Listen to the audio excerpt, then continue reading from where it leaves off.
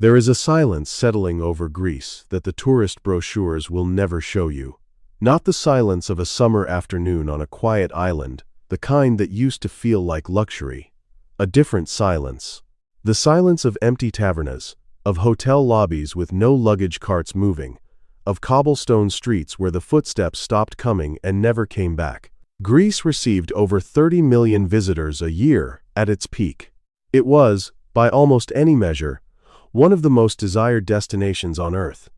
The Acropolis, the caldera of Santorini, the medieval streets of Rhodes, these were not just places, they were ideas. They represented something ancient and aspirational at once, a civilization that built the foundations of the Western world and somehow also figured out how to make the best of the sun.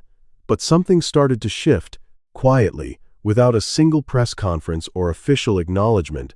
Visitors stopped returning to certain corners of this country, not all at once, not dramatically, the way empires always lose their grip gradually, then suddenly. Hotels that used to book out 18 months in advance started offering last-minute discounts. Restaurants that were legendary began closing mid-season. And the locals, the ones who had built their livelihoods around the annual flood of foreigners, started asking a question nobody in the tourism ministry wanted to answer. Where did everyone go? If you have ever felt that something about the world's most celebrated destinations no longer adds up, that the postcards stopped matching the reality, then what we are about to document will confirm what you already suspected. Subscribe. Empire Falls documents the collapse of cities and destinations that history will remember not for their glory, but for how quietly they let it slip away. This is not a travel guide, this is a reckoning. 10 cities across Greece that tourists stopped visiting, and the deeper pattern underneath all of them that nobody is talking about. We begin not with the most dramatic case, but with the one that sets the tone for everything that follows. Kavala sits on the northeastern coast of Greece, draped across a hillside above a Byzantine aqueduct that has stood for 1,500 years. It was, for several decades in the mid-20th century, a city with real economic weight tobacco trade, a functioning port, a middle class that gave it a kind of provincial dignity.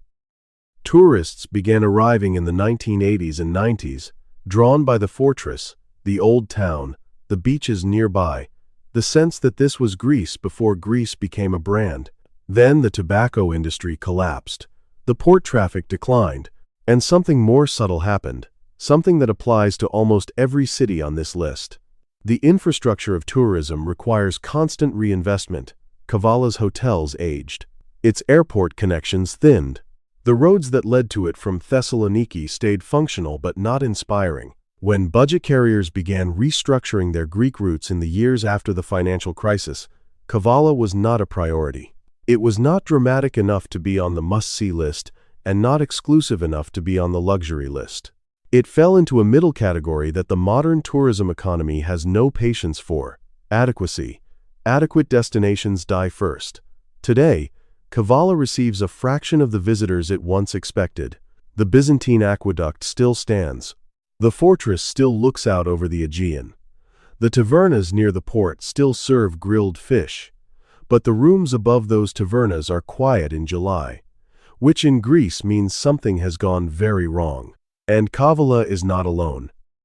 Ioannina, in the mountainous northwest of the country, near the Albanian border, was once described by Lord Byron as one of the most beautiful cities in the world. He was not exaggerating. The lake, the castle, the island in the middle of that lake where Ali Pasha, the Ottoman warlord who once controlled half the Balkans, was assassinated in a monastery in 1822. There is enough history and drama in a single afternoon in Ioannina to fill a documentary series. But the visitors stopped coming in significant numbers years ago. Ioannina requires something that modern tourism has largely abandoned as a virtue: effort. It is not on a beach. It is not on the standard Athens-Santorini-Mykonos circuit that has come to define Greek tourism for most international visitors. It demands a flight or a long drive, a willingness to engage with a Greece that is mountainous, Ottoman-inflected, historically complex, and not photogenic in the way an algorithm rewards. The city's tourism board has tried.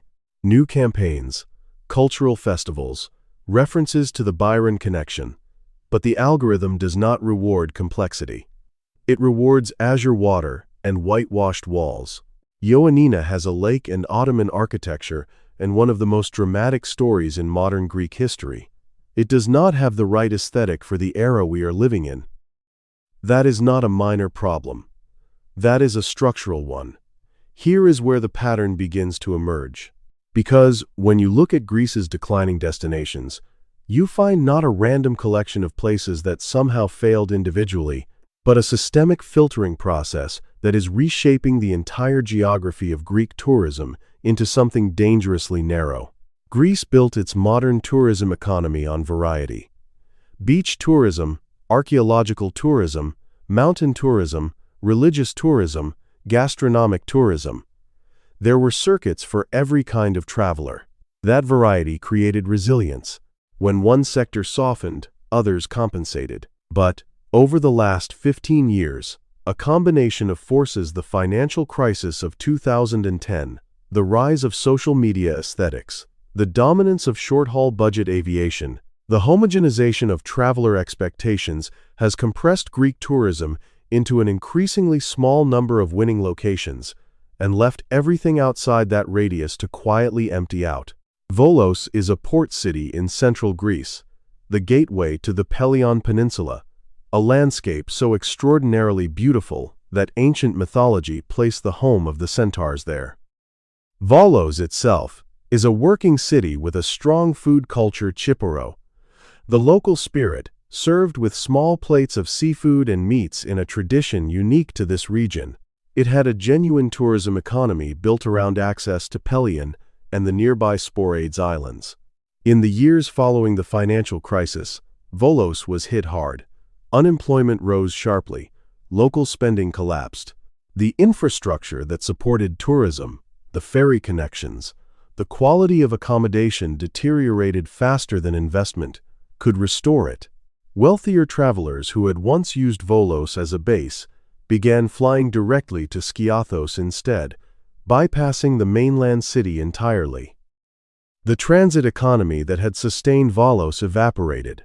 What remained was a city that still knew how to be excellent in the ways it had always been excellent, but could no longer attract the audience to see it. A former hotel manager in the city, speaking privately, described it this way. In the 1990s, she said, guests would stay 4 or 5 nights, use Volos as a base, explore Pelion by day and return to eat in the city in the evening. Today, if they come at all, they drive through. They stop for lunch, then they leave. You cannot build a hospitality industry on lunch stops. She is right. And the same dynamic is destroying the next city on this list. Naupaktos, on the northern shore of the Gulf of Corinth, is a place of genuine historical weight. The Battle of Lepanto, fought just offshore in 1571, was one of the most consequential naval battles in human history, the moment the Ottoman naval expansion into the western Mediterranean was halted. Cervantes, who wrote Don Quixote, fought there and lost the use of his left hand in the battle. The Venetian castle that still crowns the town was considered impregnable. The harbor, circular and enclosed, is one of the most visually striking in Greece. Tourists discovered Naupaktos in the 1980s and 90s. It developed a modest but functioning tourism economy. And then, gradually, it stagnated. The Lepanto connection was never properly developed into a narrative that international visitors could engage with. The castle was maintained, but not interpreted. The town's proximity to larger centers like Patras meant that visitors tended to pass through rather than stay. There is a lesson in Naupaktos that applies to every city on this list. History alone is not enough. Every corner of Greece has history. What transforms history into tourism is narrative infrastructure, the museums, the interpretive centers, the guided experiences that turn a collection of old stones into a story that someone will fly across a continent to witness. Naupaktos has the stones. It never built the story around them in a way the modern traveler could access. Rome built that story for 2,000 years. It is still being told. Some cities never learn to tell theirs. Castoria, in the far northwest of the country near the North Macedonian border, was once the center of the Greek fur trade, a fact that shaped the city's architecture, its wealth, and its identity for centuries. The old lakeside mansions built by fur merchants in the 17th and 18th centuries are among the most remarkable examples of vernacular Greek architecture that almost no international visitor will ever see. The lake itself is extraordinary calm, ringed by mountains, with a Byzantine character that feels untouched. Castoria peaked as a tourist destination in the 1980s, when the fur industry was still significant and the city had the economic energy to support a functioning tourism ecosystem. The fur trade's global decline, accelerated by changing attitudes toward animal products in Western markets, gutted Castoria's economic base. Without that base, investment in tourism infrastructure stopped, connections to the city weakened. The extraordinary mansions began to decay, some of them beyond recovery. What you have in Castoria today is a city that contains more genuine historical beauty than most destinations that attract hundreds of thousands of visitors a year. Sitting in near complete international obscurity, its heritage draining away season by season. If this is beginning to feel like a pattern you recognize, it is because you do. This is what happened to Pittsburgh before it found a second life. It is what happened to Detroit before the collapse became undeniable. It is what happened to dozens of mid-tier European cities that the consolidation of global tourism simply passed by. The mechanism is always the same. Economic anchor disappears, infrastructure investment stops, connections weaken, visitors reroute. The city enters a slow spiral that is almost impossible to exit without massive external intervention. Greece has 10 such spirals running simultaneously. Here are 4 more. Alexandroupoli, in the far northeast corner of Greece, close to the Turkish border, is a city that exists largely as a transit point, the gateway to Thrace, to the Evros River Delta, to the Dacia forest, one of the finest raptor habitats in Europe. It has a lighthouse on its waterfront that has become its unofficial symbol. It has a history shaped by successive Ottoman, Bulgarian, and Greek periods of control that gives it a complexity unusual even for this part of the world. It has almost no international tourism. The Evros Delta is one of the most important wetlands in Europe. Ornithologists know it. Conservation scientists know it. The general traveling public does not know it exists. Alexandroupoli never built the infrastructure to translate its genuine ecological and historical value into a product that the international tourism market could find, book, and experience. It remains, effectively, invisible. Invisible is the most dangerous thing a destination can be. Terrible destinations can recover. They can transform. They can rebrand. Invisible destinations simply continue not to exist in the minds of the people who might otherwise visit them. Xanthi, also in Thrace, is sometimes called the most beautiful city in northern Greece by the Greeks who know it, which is a small and insufficiently influential group. Its old town, with timber-framed Ottoman houses and a market district that has barely changed in a century, is architecturally spectacular. Its carnivals are famous within Greece. Its multi-ethnic character, Greek, Turkish, Pomak, Roma, Jewish, gives it a cultural texture that is genuinely rare. International visitors, effectively zero, the same story. Insufficient connections, insufficient narrative infrastructure, insufficient alignment with the aesthetic templates that drive tourism decisions in the social media age. Xanthi is not on the right kind of beautiful. It is architecturally and culturally rich in ways that require context to appreciate. Context requires time. Time is the one thing the modern traveler has decided not to give to places that are not already on the list. Pylos, in the southwestern Peloponnese, is a different kind of case, and in some ways the most instructive one. Pylos has everything.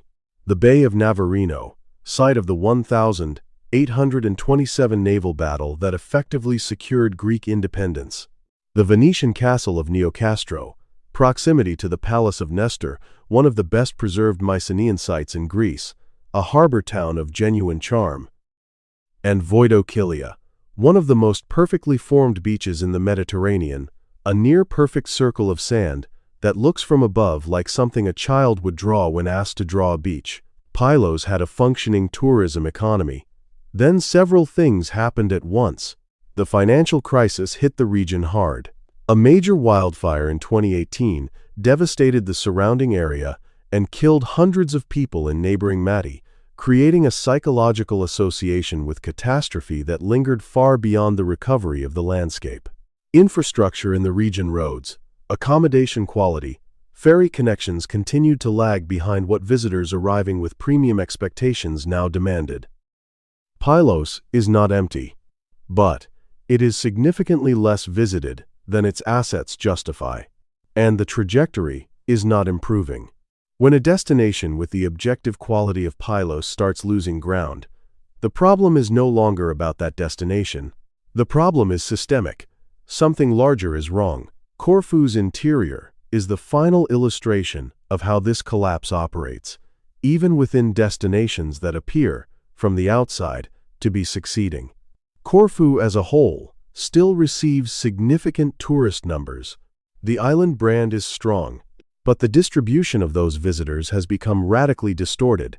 Almost all of them concentrate in a narrow coastal strip of northern and northeastern resorts: Sidari, Cassiopea, Acharavi, Paleokastritsa, the area around Corfu town.